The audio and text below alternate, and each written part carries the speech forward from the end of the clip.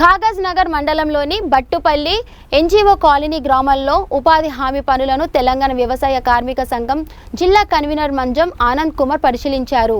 ఈ సందర్భంగా ఆయన మాట్లాడుతూ కూలీలకు తీవ్ర ఇబ్బందిగా మారిన 2 ఫోటోల విధానాన్ని వెంటనే రద్దు చేయాలని డిమాండ్ చేశారు.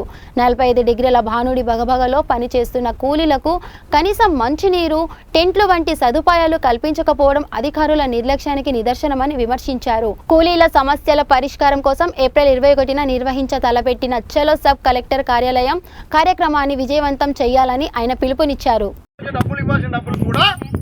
ఇవాళ రాష్ట్ర ప్రభుత్వం ఇవ్వలేదు. కొన్ని వేల కోట్ల రూపాయలు ఉన్నాయి బకాయి.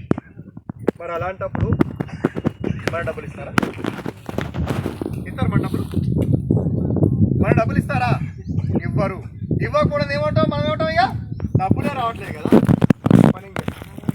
మళ్ళీ పని చేయకుండా ఏం చేస్తాం? మళ్ళీ ఈ పని దొరకట్లేదు. పని దొరకడం మరి పొట్ట గడవాలి కదా. మరి పొట్ట గడవాలంటే మళ్ళీ వలసలు పోవాలి.